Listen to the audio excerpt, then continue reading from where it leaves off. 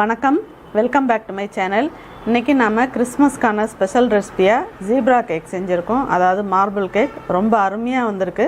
அதனுடைய செய்முறை எப்படின்றத இப்போ நம்ம பார்க்கலாம். ஜீப்ரா கேக் தான் இன்றைக்கி செய்ய போகிறோம். அதுக்கு 3/4 கப் அளவில் பட்டர் உருக்கி வச்சுருக்கேன். அதை ஃபஸ்ட்டு சேர்த்துக்கலாம். பவுடர் சுகர் 160 ml கப்பில் 1 கப் எடுத்திருக்கேன். அதையும் இதில் சேர்த்துடலாம். இப்போ நல்லா ஈவனாக மிக்ஸ் பண்ணிக்கலாம்.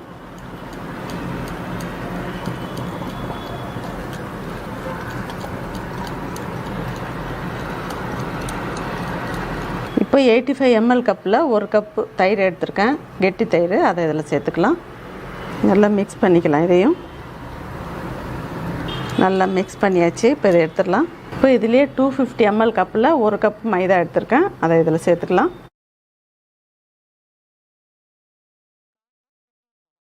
இப்போ இதையும் இதில் நல்லா சலிச்சிட்டு சேர்த்துக்கலாம். இப்போ இதை நல்லா மிக்ஸ் பண்ணிக்கலாம். இப்போ இதில் கொஞ்சம் பால் சேர்த்து மிக்ஸ் பண்ணிக்கலாம்.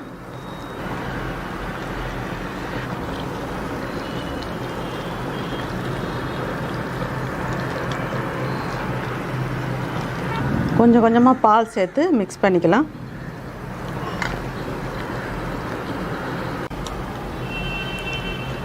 கேக் பேட்டரை நல்லா இந்த கன்சிஸ்டன்சிக்கு இப்போ ரெடி பண்ணிக்கிட்டோம்.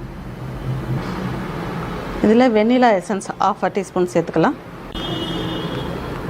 சேர்த்துட்டு இதையும் நல்லா ஈவனாக மிக்ஸ் பண்ணிக்கலாம். இப்போது கேக் பேட்டர் ரெடி பண்ணிட்டோம். இதை பாதியை வேறு பவுலுக்கு ட்ரான்ஸ்ஃபர் பண்ணிக்கலாம்.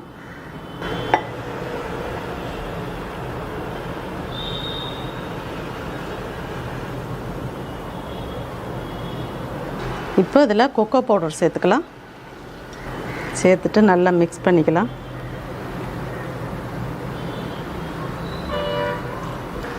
இதில் 1 டீஸ்பூன் அளவுக்கு பவுடர் சுகர் சேர்த்துக்கலாம். ஏன்னா கொக்கோ பவுடர் சேர்த்தனால சுகர் கொஞ்சம் சேர்த்துக்கணும். ஸ்வீட்னஸ் அப்போ தான் சரியாக இருக்கும்.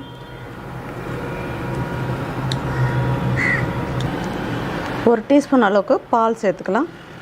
சேர்த்துட்டு நல்லா மிக்ஸ் பண்ணிக்கலாம்.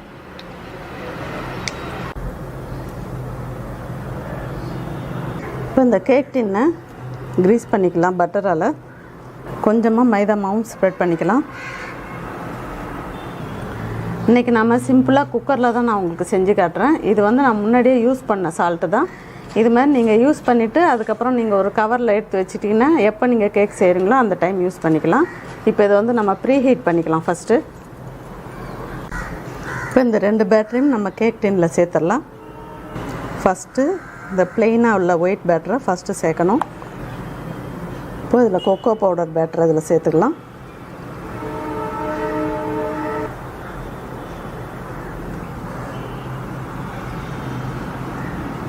இப்படியே நம்ம மாற்றி மாற்றி 2யும் லேயர் பண்ணிக்கிட்டே வரணும்.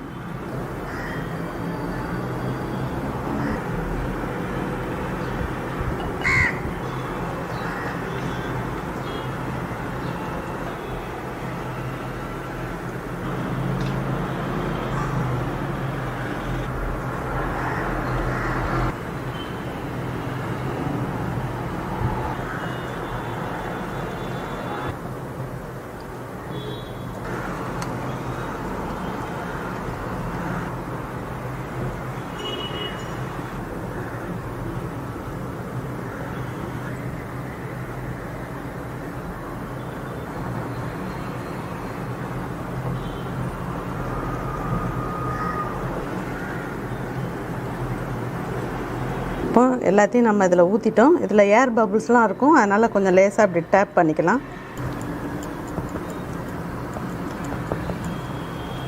இப்போ இது மாதிரி ஒரு டூத் பிக் எடுத்துக்கலாம். இதில் கொஞ்சம் பட்டர் தடவிக்கிட்டு ஃபஸ்ட்டு டிசைன் பண்ணிக்கலாம். நம்ம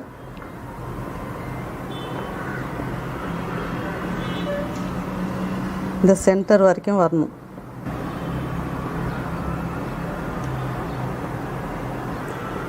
ஒரு தரம் பட்டர் அப்ளை பண்ணிக்கோங்க. இதில்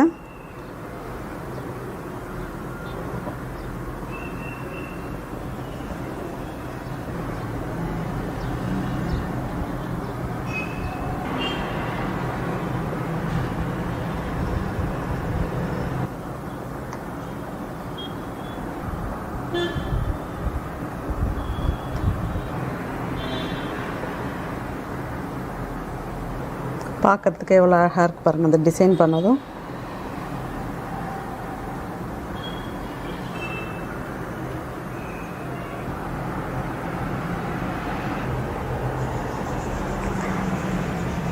ப்ரீ ஹீட் பண்ணிட்டோம். இப்போ இதில் கேக் டின்னை வச்சிடலாம்.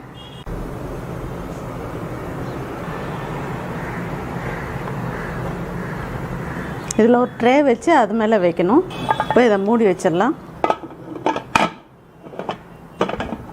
இதுக்கு வெயிட் எதுவும் போட வேண்டியதில்லை, சும்மா வெறும் நம்ம மூடி மட்டும் போட்டால் போதும். இப்போ இது வந்து கேக் ரெடி ஆகிறதுக்கு நமக்கு ஒரு 45 மினிட்ஸ் ஆகும். அது வரைக்கும் நம்ம வெயிட் பண்ணலாம்.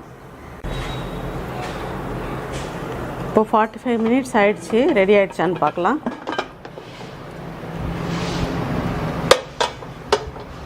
நல்லா ஃப்ளஃபியாக கேக் பேக் ஆகி வந்திருக்கு. நல்லா சாஃப்டாகவும் வந்திருக்கு. இப்போ அது நல்லா ஆறட்டும். ஆறினதுக்கப்புறம் நான் உங்களுக்கு எடுத்து காட்டுறேன். இப்போ கேக்கை வெளில எடுத்துடலாம்.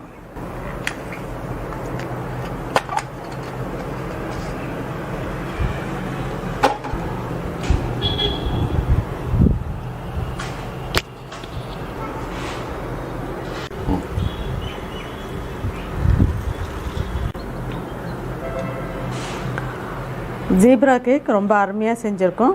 இதை இப்போ நான் உங்களுக்கு கட் பண்ணி காட்டுறேன். ரொம்ப சாஃப்டாக அருமையாக வந்திருக்கு.